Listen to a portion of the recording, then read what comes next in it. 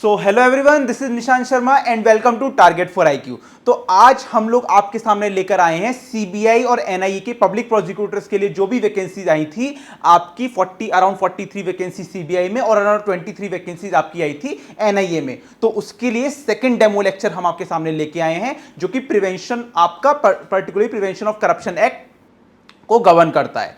जो पहले हम लोगों ने कवर किया था वो आपका सेक्शन नंबर 6 तक हो गया था। आज हम लोग आपके सामने सेक्शन नंबर 7 से कवर करेंगे। तो चलिए स्टार्ट करते हैं फिर आज का क्लास। तो देखिए चैप्टर नंबर 2 में आपका बात करता है जो कह रहा है ऑफेंसेस एंड पेनल्टीज। तो ऑफेंसेस एंड पेनल्टीज की बात हो रही है कि जो भी पब्लिक सर्वेंट है या कोई और पर्सन जो पब्लिक सर्वेंट को इंड्यूस कर रहा है in order to do any corrupt practice, कुछ ऐसी प्रैक्टिस करने के लिए जो कि लॉफुली उस पब्लिक सर्वेंट को अलाउड नहीं है करने के लिए, तो उसके लिए पनिशमेंट्स डिफाइंड है। तो आज हम वो देखेंगे कि वो क्या क्या पनिशमेंट्स हैं। चलिए स्टार्ट करते हैं। तो अगर हम लोग सेक्शन 7 की बात करें तो सेक्शन 7 कहता है offence relating to public servant being bribed. अब पब्लिक सर्वेंट को ब्राइब किया गया है, इसमें यह बात करता है पहले क्लॉज में कि अगर पब्लिक सर्वेंट ने कुछ भी वर्क करने से पहले जो कि वो ऑथोराइज नहीं थे कोई ऐसी ब्राइब ली है किसी पर्सन से, उसके लिए क्या पनिशमेंट है। सेकंड ये बात करता है कि अगर आपने कुछ ऐसा काम करा है जो कि ऑथोराइज नहीं है और अनऑथोराइज काम करने के बाद आपने ब्राइब ली है। और थर्ड क्लॉज ये बात करता है कि अगर कोई भी पब्लिक सर्वेंट किसी और पब्लिक सर्वेंट को इंड्यूस कर रहा है कोई भी अनऑथोराइज काम करने के लिए। चलिए इसको अब रीड आउट करते हैं। That obtains any public servant who obtains or accepts or attempt to obtain from any person any undue advantage with the intention to perform or cause performance of the public duty improperly or dishonestly or forbear to cause forbearance to perform such duty either by himself or by another public servant। कि अगर कोई भी public servant ने कुछ ऐसा duty करी है जो कि वो ऑथोराइज नहीं था in order to take any undue advantage, और उसके लिए कुछ प्रॉपर उन्होंने अनड्यू एडवांटेज भी लिया है, उस पर्टिकुलर क्लॉज की ये बात करता है। फर्स्ट वाला क्लॉज जो है आपका। अब अगर सेकंड क्लॉज की बात करें ऑब्टेन्स और अटेम्प्ट्स पूरा का पूरा सेम है as a reward. That means आपने ऑलरेडी पहले रिवॉर्ड लेने से पहले आपने कुछ ऐसा काम किया है जो आपकी ड्यूटीज में नहीं आता है, ड्यूटीज के पैरामीटर में नहीं आता है, और उसके बाद आपने वो काम करा है और फिर आपने रिवॉर्ड लिया है जो कि आपके लिए जो रिवॉर्ड आपके लिए पूरी की पूरी तरीके से अनड्यू एडवांटेज था। तो ये सेकंड क्लॉज बात करता है। थर्ड क्लॉज बात करता है परफॉर्म्स और इंड्यूसेस अनदर पब्लिक सर्वेंट। आप अनदर किसी और पब्लिक सर्वेंट को इंड्यूस कर रहे हैं कुछ ऐसा काम करने के लिए जो वो पब्लिक सर्वेंट आपका ऑथोराइज नहीं है, in order to give him any kind of undue advantage. तो ये तीन क्लॉसेस बात करते हैं। अब हम लोग चलते हैं इनके पनिशमेंट पे। तो जहां तक इनके पनिशमेंट की बात है तो पनिशमेंट अगर देखें तो shall be punished with imprisonment for a term which shall extend to 3 to 7 years plus fine. तो आपका 3 years से 7 years, 3 years to 7 years plus fine आपका पनिशमेंट हो सकता है उस पर्सन को जो इन तीनों कैटेगरीज में काम कर रहे हैं, which is totally unauthorise and illegal under prevention of corruption act. पहली बात तो ये हो गई। अब हम लोग चलते हैं आगे। अगर हम लोग नेक्स्ट सेक्शन इसका देखें, नेक्स्ट सेक्शन आपका बात करता है कि कोई भी पब्लिक सर्वेंट को इंड्यूस करने के लिए या पब्लिक सर्वेंट से कोई भी इलीगल वर्क कराने के लिए किसी थर्ड पर्सन से कुछ ऐसी ब्राइब ले रहे हैं। दैट मींस एक हो गए पब्लिक सर्वेंट, एक हो गए मिडिलमैन और एक हो गए पर्सन जो काम कराना चाह रहे हैं। तो इन मिडिलमैन ने इन पर्सन से अनड्यू एडवांटेज लिया है इनसे काम कराने के लिए।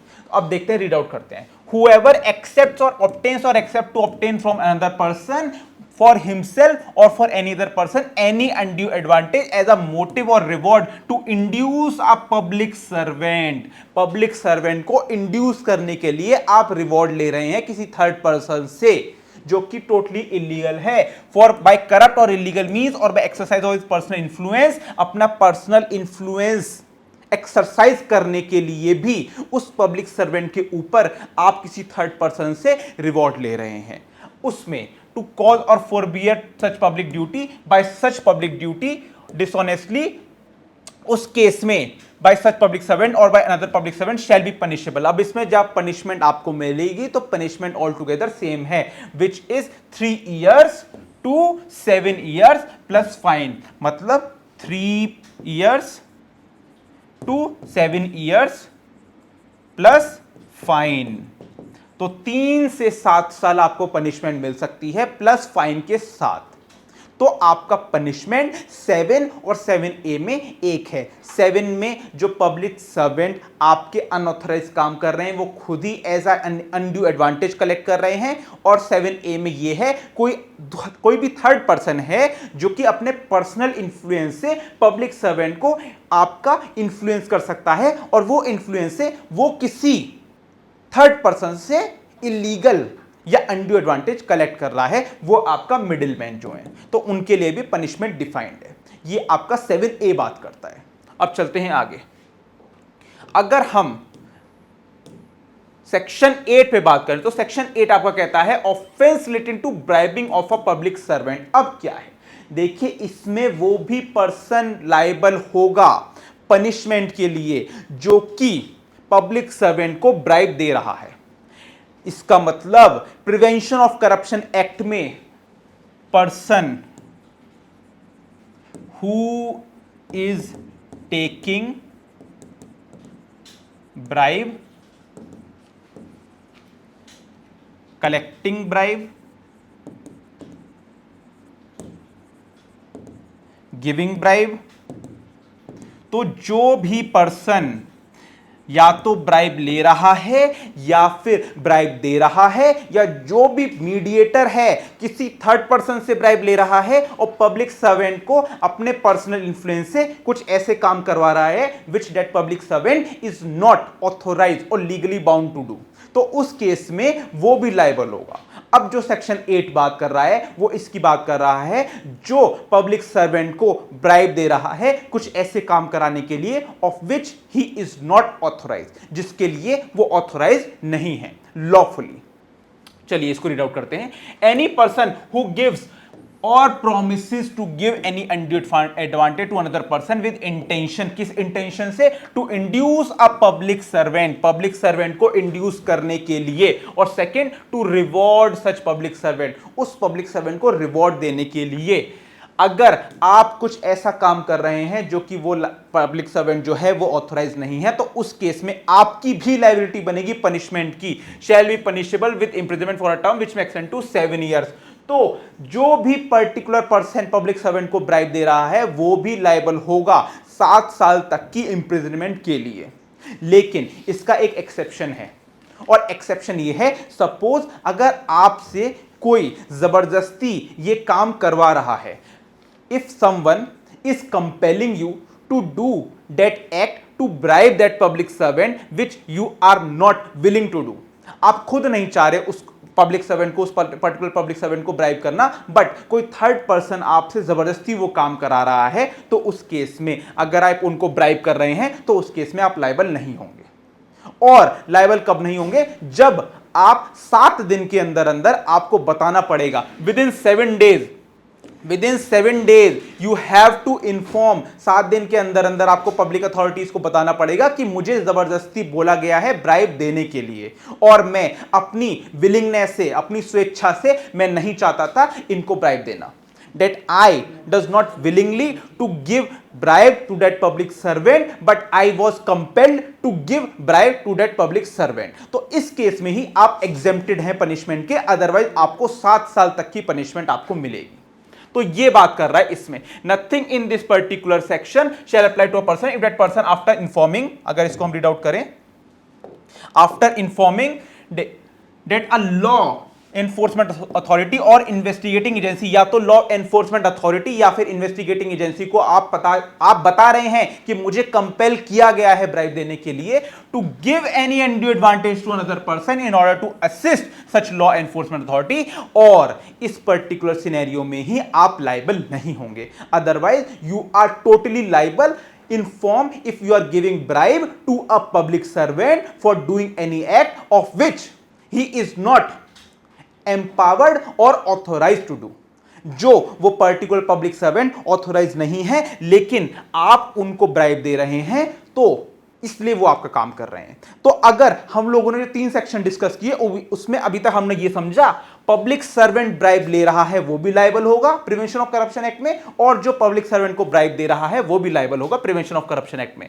और कोई मीडिएटर है जो पर्सनल अपना ले रहा है अनड्यू एडवांटेज और पब्लिक सर्वेंट से कोई काम करा रहा है तो वो भी लायबल होगा। यहां तक सेक्शन 8 में हम लोगों ने कवर कर लिया है। अब चलते हैं आगे, section 9, offence related to bribing of a public servant by commercial organisations. क्या होता है कि बहुत सारी कमर्शियल ऑर्गेनाइजेशंस होती हैं किसी भी डिस्ट्रिक्ट में, मेट्रोपॉलिटन सिटीज में, जो अपना कुछ कॉन्ट्रैक्ट्स के लिए, कुछ टेंडर्स के लिए ब्राइब करते हैं पब्लिक सर्वेंट्स को to take that particular tenders और कॉन्ट्रैक्ट इन देयर फेवर।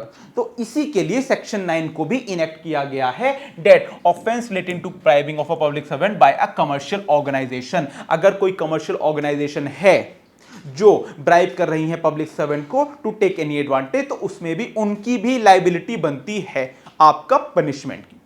अब इसको देखते हैं, रीड आउट करते हैं। Offense where an offense under this act has been committed by a commercial organization, such organization shall be punishable with fine। उनके ऊपर fine लग सकता है उस ऑर्गेनाइजेशन के ऊपर। और अगर उन्होंने क्या करवाया है पब्लिक सर्वेंट से, what they wanted to do from the public servant to obtain और retain business for such commercial organisation. कोई बिजनेस चाहती थी वो कमर्शियल ऑर्गेनाइजेशन उस पब्लिक सर्वेंट के थ्रू लेना, और टू ऑब्टेन और retain any advantage of business for such commercial organisation. कुछ ऐसा एडवांटेज लेना चाहती थी उस पर्टिकुलर पब्लिक सर्वेंट से which would be in favour of that commercial organisation. तो उनके ऊपर भी प्रॉपर आपका फाइन लग सकता है। अब अगर इसके हम लोग आगे फॉरवर्ड करें तो इसी का कैरी फॉरवर्ड जो एक सेक्शन बात करता है वो है आपका section number 10।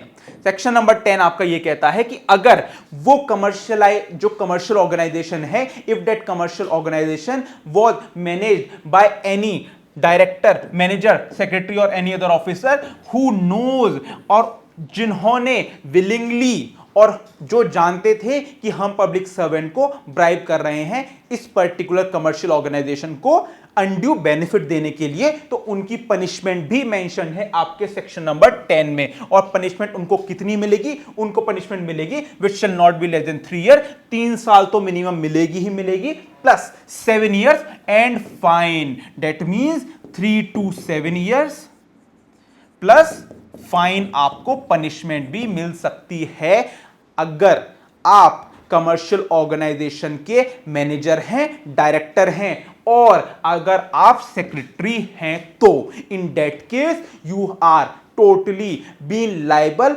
For the penalty and which में also be a panel, which can also be a penalty, जिसमें कि आपको 3 साल से 7 साल प्लस फाइन की पनिशमेंट भी मिल सकती है। तो आज इस पर्टिकुलर सेशन में हम लोगों ने अराउंड 5 सेक्शंस और डिस्कस किए हैं, और ऐसे ही डेमो लेक्चर्स के थ्रू मैं आपके सामने और लेक्चर्स लेके आऊंगा, जिससे कि आपकी जो सीबीआई पब्लिक प्रोसिक्यूटर की जो भी आपकी जो एग्जाम्स है एनआईए प्लस सीबीआई, उसमें आपकी प्रिपरेशन और बेटर होगी और ज्यादा उसमें पॉलिश होगी। और बाकी और ज्यादा वीडियोस देखने के लिए टारगेट फॉर आईक्यू के चैनल को आप सब्सक्राइब कर सकते हैं। अगर आपको इस पर्टिकुलर जस्ट अ सेकेंड, अगर आपको इसको कोर्स को ज्वाइन करना है then you can call on 7500110314 पे। ऑनगोइंग आपका क्लासेस आपकी चल रही हैं, जिसमें कि आप ये सीबीआई और एनआईए का कोर्स ज्वाइन कर सकते हैं। सीबीआई एनआईए का कोर्स ज्वाइन कर सकते हैं, जिसमें कि आपको प्रॉपर 5 जो माइनर एक्ट्स हैं वो कवर होंगे, क्लास नोट्स होंगे, टेस्ट आपको मिलेंगे प्रॉपरली। तो इसमें सारा आपको मिलेगा। और अगर आपको कोई भी क्वेरी चाहिए इस पर्टिकुलर पोस्ट के regarding, then you can call और व्हाट्सएप ऑन दिस नंबर। तो आज की इस वीडियो के लिए इतना ही। Thank you very much.